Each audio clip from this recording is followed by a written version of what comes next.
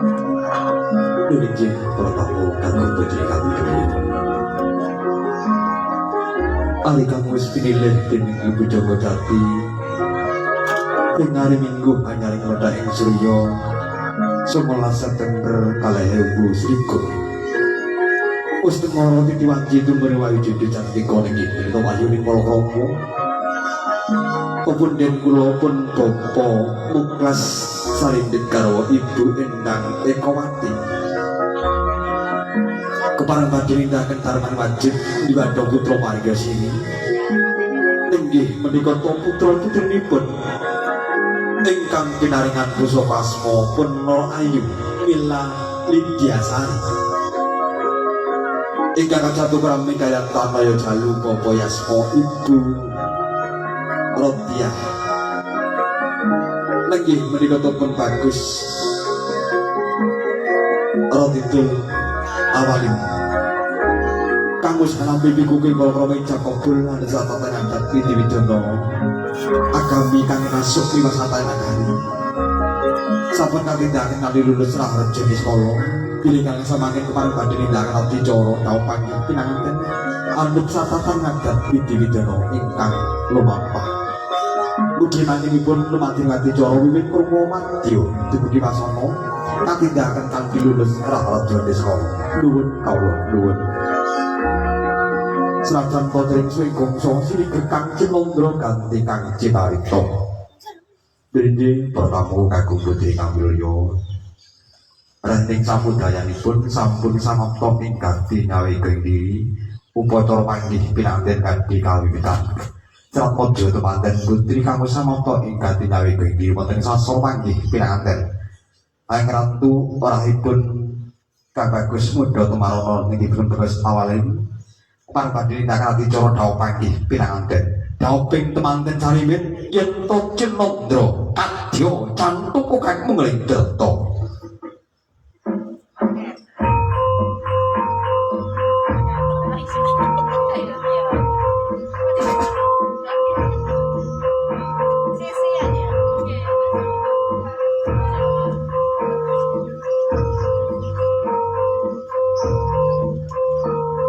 Wis dumugi wahyaning mangsa kala. Tumure wayah dicat nika nggih menika to wahyu ning Palakrama. Satunggaling teng jalma kang asipat dalu tanaping wanita. Nenggih menika to pun bagus Ditul Awalin. Kepareng badhe nindakaken adicara dawuh panggih pinanganten hanut satat taring adat Widiwidana kaliyan Nara Ayu Mila Lidyasari. Nalika samono wis praktek unggihan ingkang sampun tumuju wonten ing sasana panggih pinanganten Wahata kaya mangkono. Lumadining adicara silih kembar wayang kang winastan kayu klebu Dewa Daru Jaya Daru minangka dados tetungguling panggih pinanganten. Kembar mayang kembar kang ateges padha mayang kembang mujudaken blengering manodya dalah priya kang wis manunggaling cipta rasa budi mimangersa. Nedya gesang sesarengan mangun keluarga mangun bali wis ngancik ing alami kadhewasan. Purnaning adicara silih kembar mayang tumuli kalajengan adicara sawatan gantal. Kapaguting palingan tembuk ing catur netra wonten daya pangaribawa nggugah rasa ginahe kang tumanun wonten sajroning kalbu.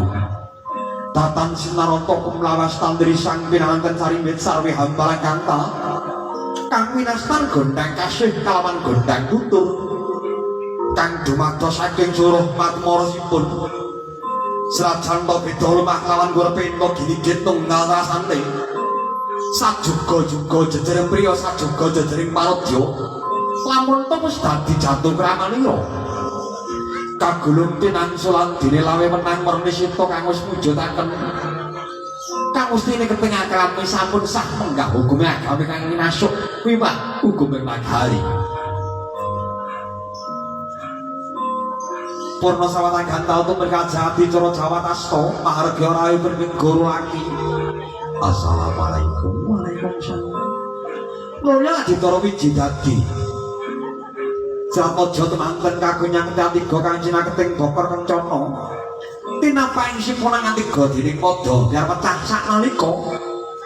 ginambaraken bilih sipuna temanten saripit sampun pecah nalaripun dados pandhing pribadi lumampah wonten adyaning samudra pisang Balewisma pecahing sipuna kadigong ginambaraken inggih menawi jenis jati ingkang wijil saking Rama Dalahibu dia jeneng Jatmojo temanten putri Basuh ampeyan ingkang Rama ginambaraken ngaturaken dharma bekti pringking garwa uga amberat suwaraning Sukerta uga dene mangun keluarga mangun Balewisma dumugi gising kamulyan nggih ngobdir wonten adaling samudra gesang Balewisma naya junjung derajat utawi jumenengan ginambaraken juring mangun keluarga mangun Balewisma tansah gegayutan tansah mat sinamatan daya dirayan sedaya murios tanggulipun nggih mangun keluarga mangun Balewisma sadaripun jajar jumeneng wonten kering neraka ing dari kaping 3 cacahipun semunipun mugi tundhanipun Jatmojo temanten putri ampun ngantos nalingsir saking ager ugering kautaman tansah mengenaken menapa ingkang dados pangandikanipun kenggo lagi satemah muda Jatmojo temanten kakung ampun ngantos kegiwang kang waladya lintut kajawihan mung rayu milali diacari minangka dados kegandelaning nawa wah utawa kaya mangkono wis jajar jumeneng wonten keringipun Kang Rama tumuli kaparing unjuk antarta wening dening Bapa Muklas Dalahibu endang pertemening nganggo pundhut saking sendang kamulyan satemah dumugi gising kamulyan Jatmojo temanten saripit nggih ngobdir wonten adaling samudra gesang Balewisma satemah kasilungan panggalih ingkang mening sabarang pakartir lambaran kami ing cipta meneping kalebu tan grusa-grus utala gamang amutungan sedaya pakarya ingkang badhe linampahane lambaran kami ing cipta meneping kalebu pindaring kerta ingkang kaperaken dhumateng putra temanten saripit tirta gimahaning suci kang wis kapundhut saking sendang kamulyan tuk ing sumber mangkono wis paripurna kapayan unjuk antar pemening tumuli temanten saripit sinembang sindur dening Kanjeng Rama manjing wonten ing sasana Badra winangun kangge sasana mulya kanthi ngares supaya nyindur Jatmojo temanten saripit inggih pun Bapa Muklas palogan lakon ning lekas lagi toleno dengedong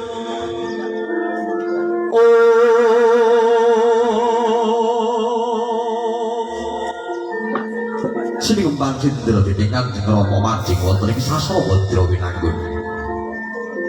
mangkono kang kapret betisaken dening Sang Ibu Juru Sumbaka nggih menika pun kadang kula Ibu Siska kepareng badhe nganti pun Kanjeng Rama Muklas anggere penyindir Jatmojo temanten saripit wangisanipun pinados kang muji nempa ing maruta sinambi ing awengan Cilepating Ki Hajar Dewantara ing ngarsa Suntuwada ing madya mangun karsa tuturi handayati ing ngarsa Suntuwada nggih menika Kanjeng Rama satemah dados tepa tuladaning madya mangun karsa Jatmojo temanten saripit mugi tansah tuturi tansah handayani dhateng lekasing Jatmojo temanten saripit inggih menika Kanjeng Ibu mugi tundhanipun Jatmojo temanten saripit tansah pinuntun ing rah kautaman tansah hamulan sarira angrasa waning bebener adrih ing kadurakan tatak tanggon tanggap ing sasmita nalika samono wis prating unggian ingkang sampun tuju wonten ing sasana Badra winangun wis tanggaping sasmita risan Ibu Juru Sumbaka nggih menika Ibu Siska keparang bapa Muklas nindakan adicara hubungan kang sepisan dumados saking bobot timbang kabrah kang sinebat nenggih menika pangkon timbang lamun to tanggap macana ibu kang bapa mangkala to pangudas marane lamun to kawijiling lesan patobat ketinggalipun mawar pundi to pabet sing ndi anake dhewe apa anak mantu wah padha wae kok ora ono bedane nggih paketahipun makaten boten benten-benten akan putra maturan putra pribadi iya bune aku ora beda-bedake paripurna nggih pradicara bobot timbang tumuli kalajakan adicara tamen jero ing cipta ngudaraos manggih menkatapun bapa Muklas nyuwun marang paliramaning Gusti kang nyipta jagat satemah mugi samoja temanten sarwi tansah tumanem rasa tresna asih mring kumarga mungkin mring sesama Bismillahirrahmanirrahim la haula wala quwata illa billah ayo ngir kula panaku sakloron sira tak lungguh kita papah ning papan kamulyan kene ya ngir kula ning Kanjeng Rama ning Kanjeng Rama wis bodhanipun menika suda lenggah ketawonten ing kursi gading maring kencana nenggih menika pun bapa Muklas nalika nindakan adicara hubungan candhaipun nenggih menika adicara kacal kucur Danakaya mengko sasmita minangka tanggel jawabipun Ki Ambar Sejati nenggih menika samoja temanten kakung anggilipun Bupati Sandang kelawan uga murih ora kapinggih mangun keluarga mangun Bale Wisma kacal kucur wong liya dadi sedulur nek awak kacang awak oli ya dadi sanak oh jenar altoran ceh sedya sarwi kawak mugi saged hanya omono dateng samoja temanten sarimpit satemah dadosa kawak nggih minangka Purwantara daling samudra sang Bale Wisma wiwit donya dumugi gelahan panggenipun kacar kucur wong liya dadi sedulur deleng awak kacang awak wong liya dadi sanak purna nggih penampi dana kaya saking golaki tumuli kagum pinalipit katuraken pun Kanjeng Rama dalih budipun titipaken minangka dados sasmita tansah eling tansah inget dhateng Rama dalih bu wonten ngarsane kang pinendi senajan sampun pisah kaliyan Rama dalih ibu dados mandring pribadi lumampah wonten daling samudra gesang Bale Wisma mangkono wis paripurna yen nindakan adicara kathah kucur kaya nindakan adicara candhaipun nenggih mriki adicara dahar embul nenggih menika topiknya kekalih Warana ingkang dereng nate palakrama kembar busanane ya kembar pengagemane kembar dedek nanging beda ayune ayu sing siji kadheraken pun talang pati sadar kembar kemanikan mangkono wis wonten sahandaping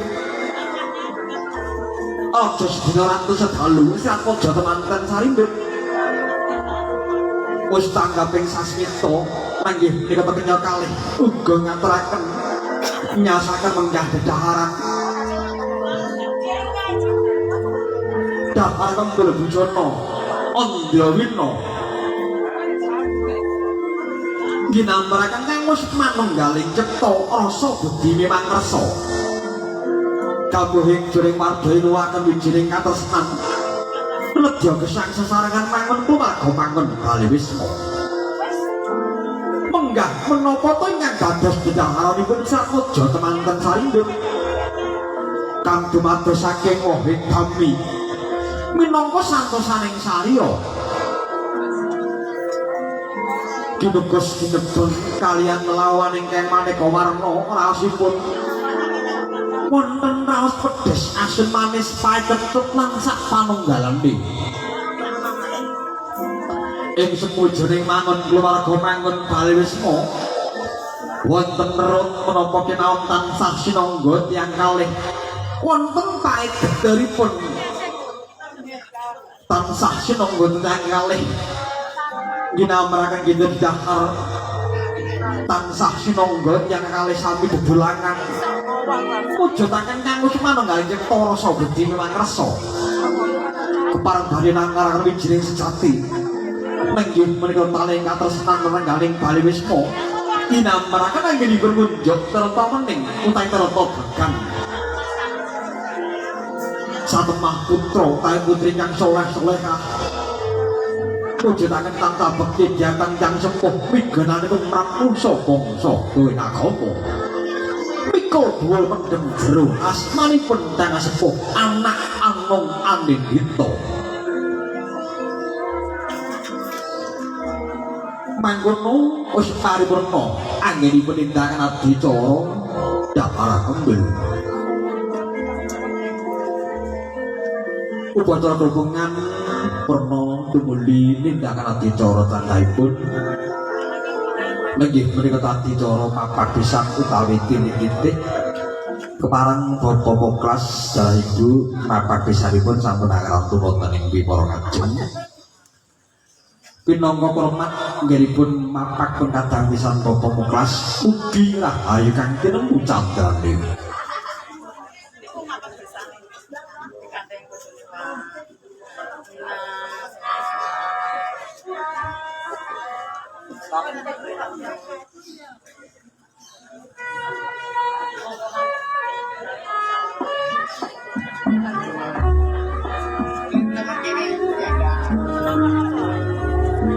kaget risangga pirangmu renangku kinempit-kempit dosan ngrenaning kawono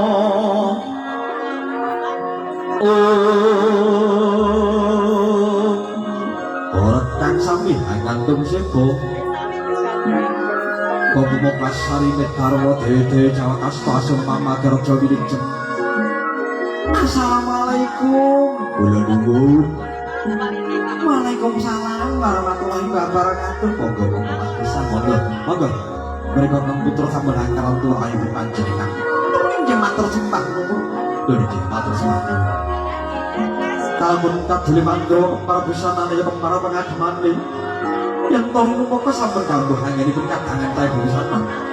muntren dawuh kraton temanten Sarimit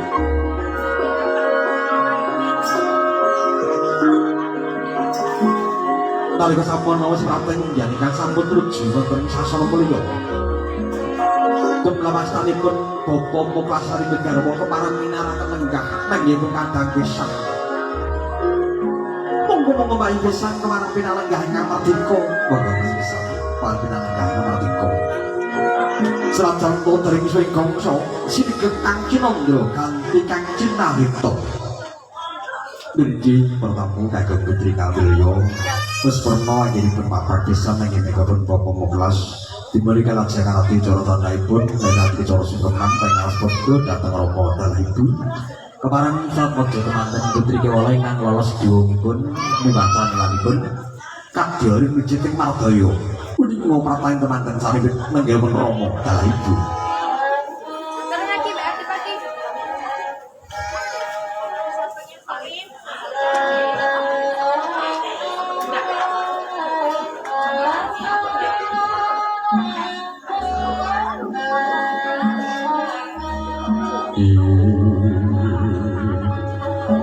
wis tanggaping sasuta urisan temanten Sarimit rumiat saking sasa palanggan tumuju wonten palangan Rama dalah ibu ing pangajap esuk mriku padani nyuwun tamping berkah donga pangestu apa toh dalane serajan to supada ing panggali sedaya haraping sinamun juling mardaya tansah inget mangsangkan paling dumadi nenggih menika tampun Rama kang wis kersa kerjiwa ragati Kula ibu minangka panggeniku proteng kang gangune nawa candra dasahari tatan mukamun tosa sedoane akan jemeng mertawadanira tuh kanjeng ngaturaken sedaya kalepatan kula nyuwun tameng berkah tuma pangestu rompok dalan iya kira kula kapura kang dadi kalebutan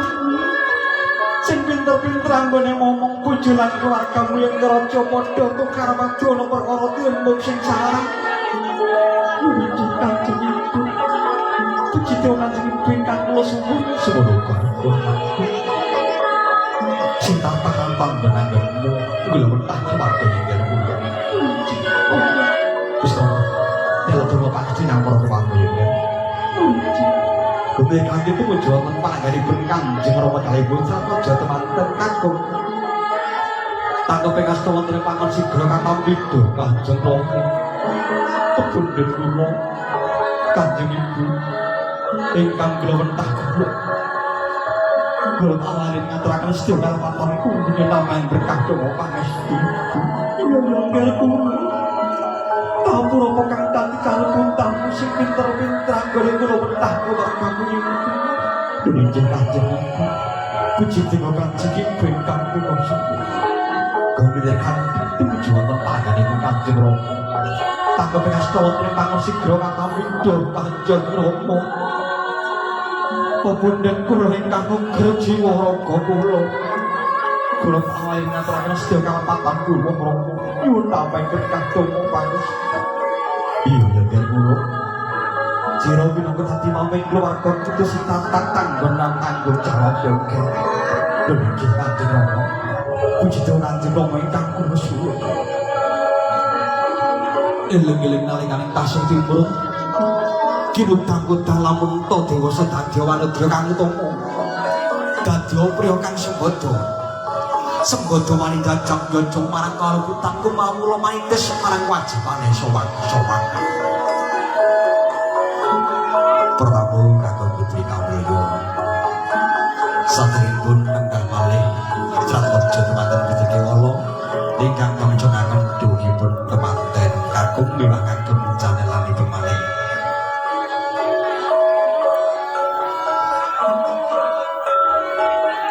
Saduhu Pratitis anggenipun ngentas karya minangka Ibu Cirsubaka nenggih menika pun kadang kula Ibu Siska tumuli kepareng wangsul wonten sasana ingkang sampun kasamaraken nulyen dakrati cara candhaipun ingkang sampun tinakit inantang dening keluarga bebasan duwung sampun top kepanggih parapanipun bebasan getih rong tetes balong rong ceklek daging rong tampel nenggih menika pun ngerayu wila kalan bagus awalin kanajeng sansarang man keluarga manggon kalih dados keluarga ingkang sae keluarga ingkang kebak ing rasa tresna asih mujudaken keluarga ingkang sakinah mawaddah warahmah